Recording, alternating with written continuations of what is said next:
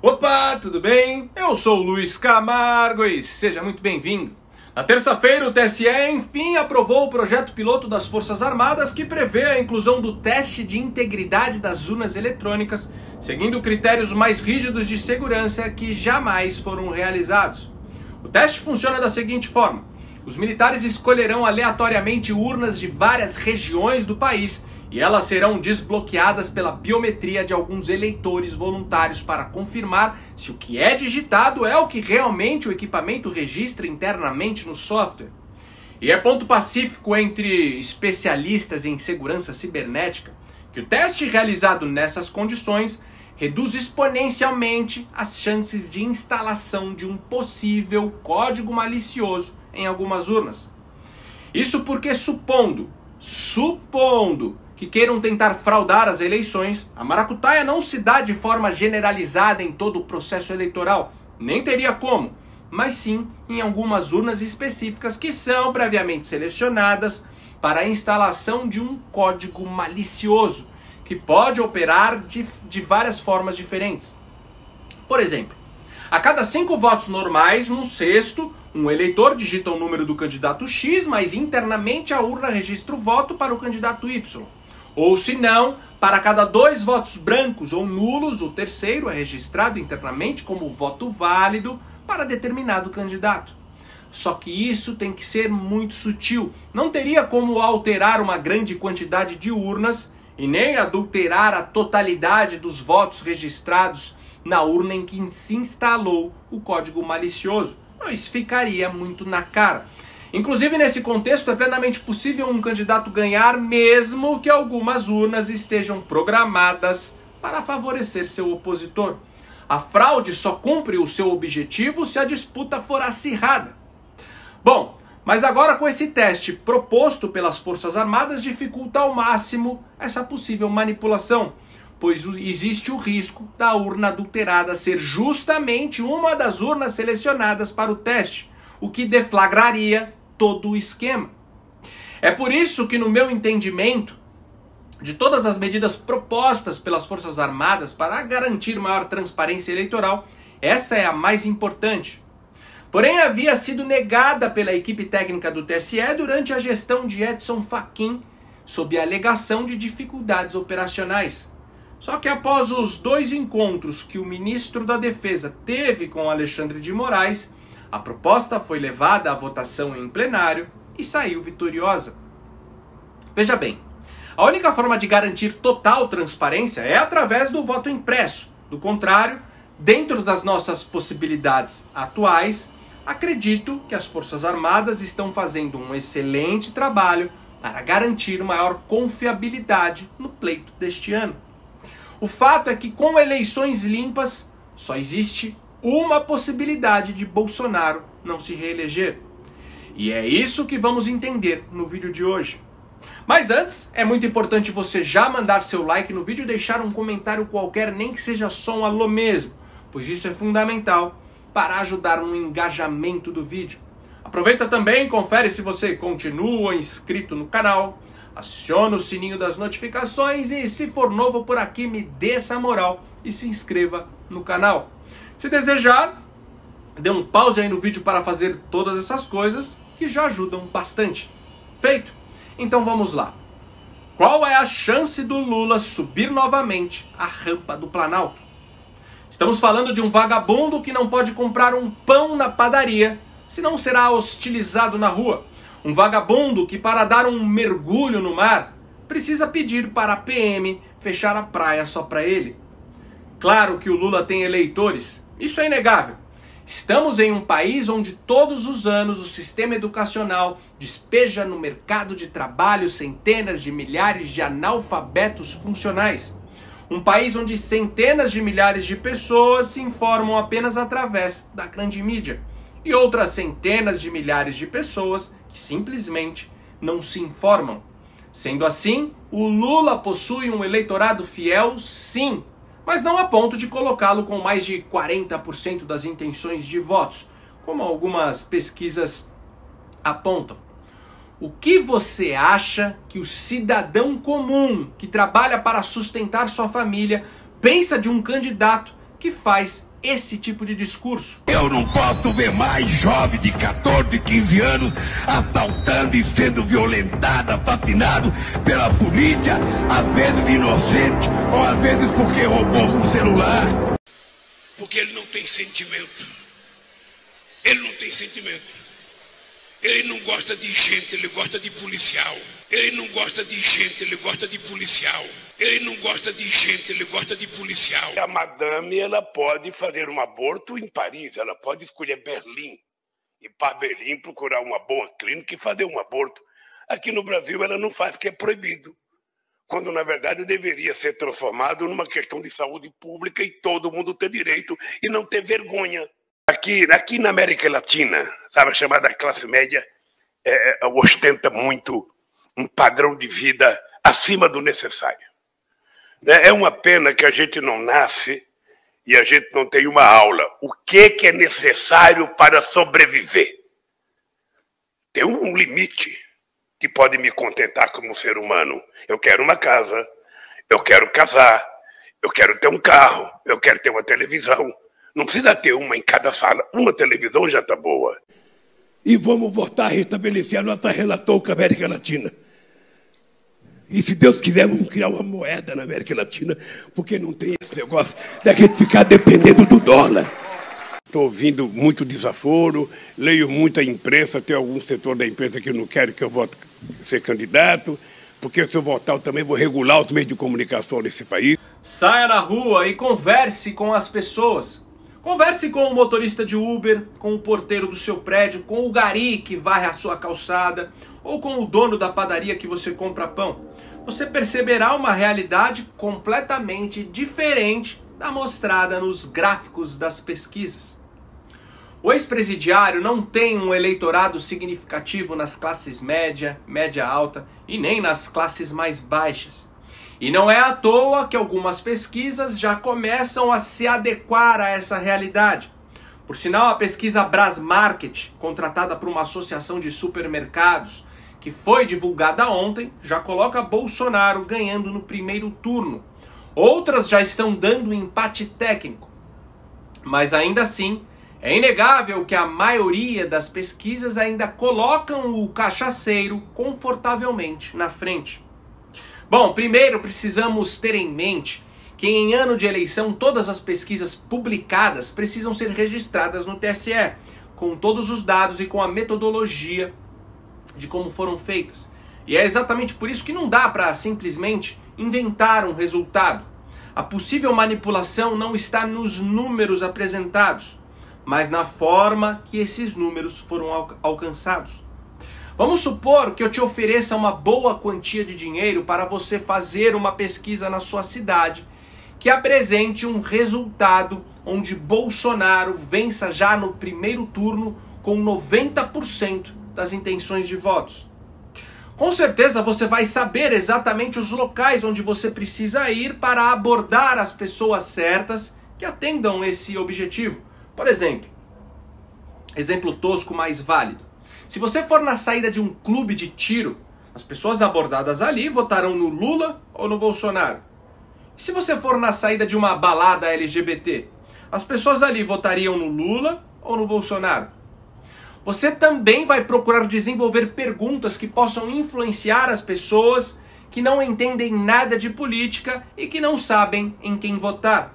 A ordem e a forma como as perguntas são elaboradas em uma pesquisa são decisivas para o resultado, pois as pessoas mais simples tendem a seguir a linha de raciocínio estabelecida pelo pesquisador.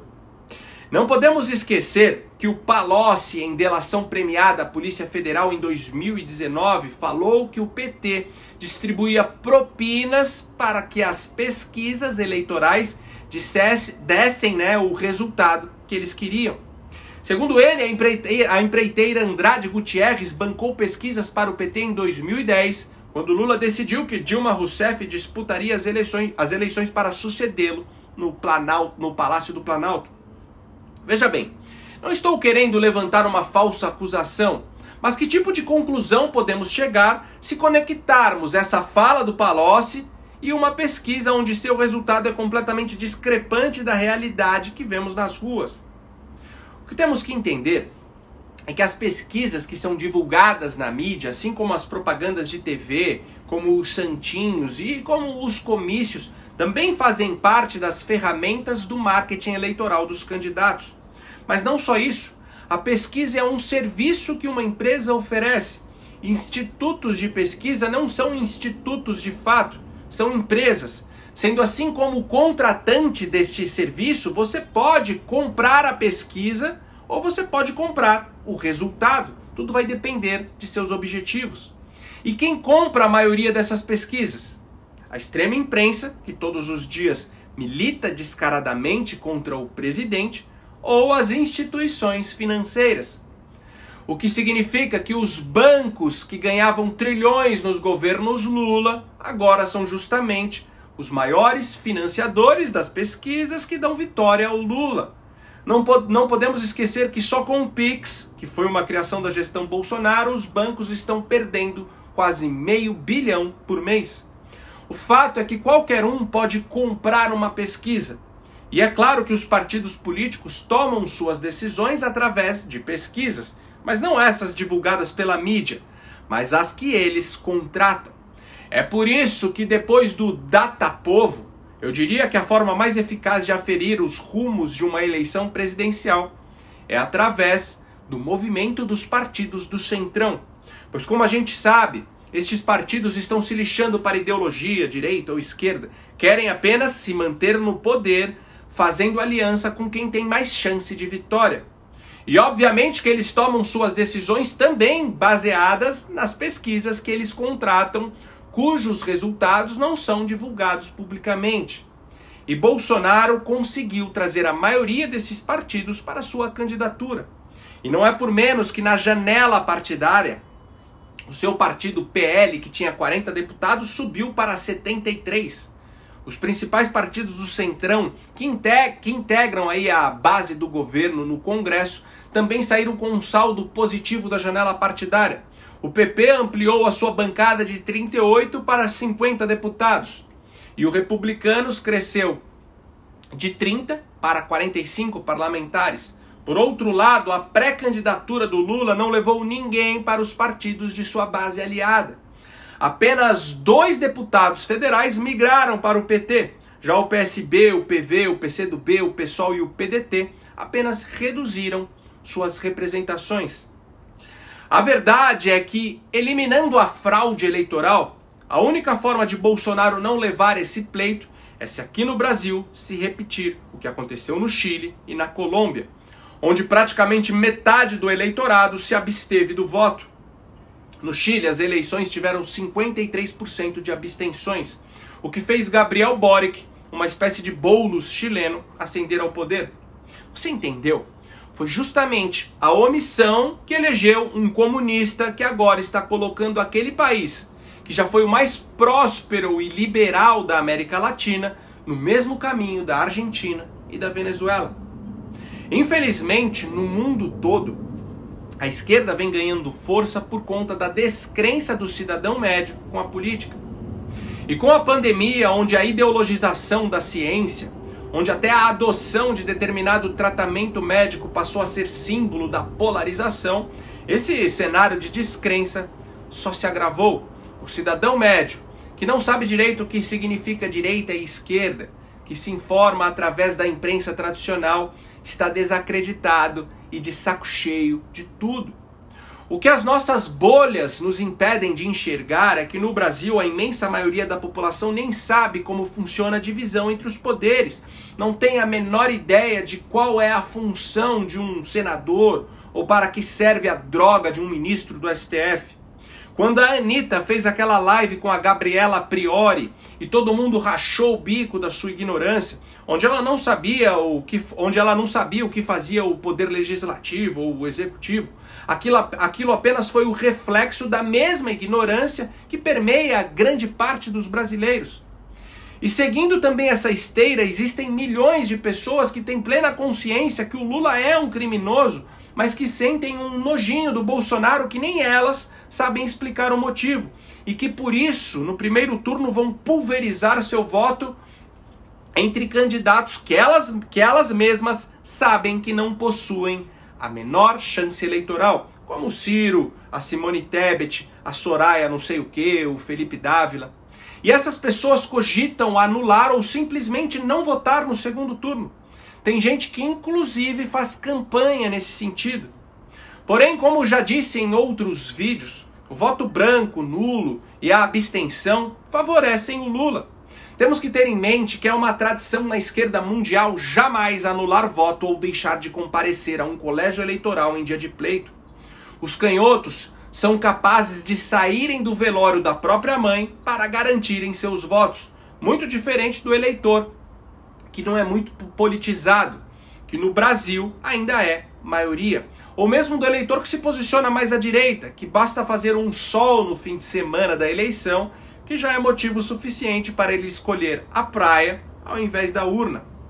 Além disso, enquanto a direita se digladia entre si, os esquerdistas deixam suas rixas e diferenças de lado e se unem em torno da opção mais viável, não importando quais sejam suas propostas ou suas coligações. Duvido que você vê eleitor do Ciro brigando com o eleitor do Lula, por exemplo. Ou seja, se o esquerdista não deixa de votar nem a pau, e se a militância canhota vai sempre convergir em torno de um único nome, todo suposto direitista que se abster está automaticamente ajudando a eleger o candidato da esquerda. Isso é um fato, que inclusive ficou comprovado no Chile, que elegeu o Boulos chileno, e na Colômbia, que elegeu um ex-guerrilheiro, amigo do Lula. Ou seja, o eleitor da natimorta terceira via, que diz que nem sai de casa para votar, ou que pretende anular em um segundo turno entre Lula e Bolsonaro. Hoje, num segundo turno, a gente vai trabalhar para que isso não aconteça, mas um segundo turno entre Bolsonaro e Lula, eu anulo o voto. Não me sinto à vontade para votar em nenhum dos dois. O mais provável neste momento é o segundo turno Bolsonaro e Lula. Se isso acontecer, você vota em quem? Eita, eu não saio de casa. Eu fico em casa, eu não vou votar, porque eu sinceramente acredito que o Bolsonaro passou a representar um risco tão grande quanto o Lula. Aí os caras vêm falar o seguinte, mas nas próximas eleições, será Lula ou Bolsonaro? Qual que você vai escolher? Quem que você escolhe entre Hitler e Stalin? Não tem como escolher. Não tem como escolher. Você nem sai de casa para votar. Pois então, esse tipo de gente está ajudando a colocar na presidência, mais uma vez, aquele que liderou o maior esquema de corrupção da história. Não estou falando do país, estou falando do maior esquema de corrupção da história mesmo. O PT entre 2003 e 2016 surrupiou em torno de R$1 trilhão dos cofres públicos por meio de desvios, fraudes e propinas. Não há registro histórico de roubo dessa magnitude em um país democrático. Isso sem contar os diversos assassinatos misteriosos que até agora não tiveram uma conclusão minimamente aceitável, como o do Celso Daniel e o do Toninho de Campinas, pessoas que claramente representavam uma ameaça à continuidade do projeto criminoso de poder e tiveram suas vidas ceifadas. É por isso que colocar Lula e Bolsonaro em pé de igualdade é aquilo que a filósofa Hannah Arendt caracterizou como banalização do mal. Aliás, pior que isso, é uma tremenda canalice mesmo. Sendo assim, se você não quer ver o Brasil nas mãos de uma quadrilha de criminosos, se você não quer que o nosso país vire uma Venezuela, se você quer continuar dando comida para o seu cachorro e não que seu cachorro vire a sua comida, você tem como missão nessa reta final convencer pelo menos uma pessoa que esteja indecisa ou que cogita anular o voto a votar em Bolsonaro. E veja bem, você não precisa perder seu tempo com petistas ou com quem já se decidiu a votar no Lula. Essas pessoas são casos perdidos. Você pode provar por A mais B que elas estão sendo cúmplices de um bandido, que elas estão votando em um amante de ditaduras. Você pode comparar os números e dados do Brasil do lulopetismo com o Brasil de Bolsonaro, que não adianta. Elas preferem negar a realidade. É como pertencessem a uma seita. É como se o mecanismo da razão dessas pessoas já tivesse sido completamente eliminado. São zumbis. Só que, felizmente, só essa turma não é suficiente para eleger o cachaceiro. O risco está justamente em quem cogita anular ou em quem ainda está indeciso. Por isso, vamos focar em todo aquele que está em cima do muro. Encare isso com o mais profundo senso de missão. Puxem essas pessoas para o nosso lado, porque se não fizermos isso, elas serão puxadas para o lado esquerdo. E pode ter certeza que se fizermos um trabalho bem feito, Bolsonaro leva no primeiro turno. E por hoje é isso aí. Curte e compartilha ao máximo esse vídeo. Não esquece de deixar aquele comentário esperto para ajudar na relevância. E diante de toda essa perseguição que os canais conservadores estão sofrendo, perseguição essa que se intensificou neste ano de eleição, se você acha meu trabalho importante e puder ajudar a manter esse canal em plena atividade, contribuindo com qualquer valor, nem que seja com R$1, o link do nosso Apoia-se está aqui na descrição do vídeo ou fixado no primeiro comentário.